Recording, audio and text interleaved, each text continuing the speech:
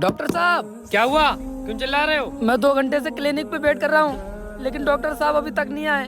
अभी आधा घंटा और वेट करना होगा। आज मैं भी डॉक्टर के साथ ही जाऊंगा। आज डॉक्टर साहब क्लिनिक नहीं आएंगे, उन्हें कुछ काम है। वकील के पास जाता हूँ। वकील साहब जी, अपनी चैम्बर पर कितने बजे आएंगे? आज वो थोड़ा लेट जाएंगे। ठीक है, आज मैं उनके साथ ही जाऊंगा।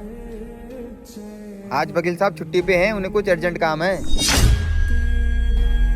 अबे ये हो क्या गया इन लोगों को? ये लोग कभी टाइम पे क्यों नहीं जाते? अजान हो रही है और नमाज को चलते हैं। यार मैं यहाँ इतना परेशान हूँ, और तू?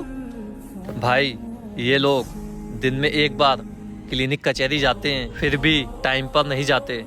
और हमारी मस्जिद के इमाम दिन में 5 वक्त की नमाज पढ़ाते हैं, लेकिन वो कभी लेट नहीं होते।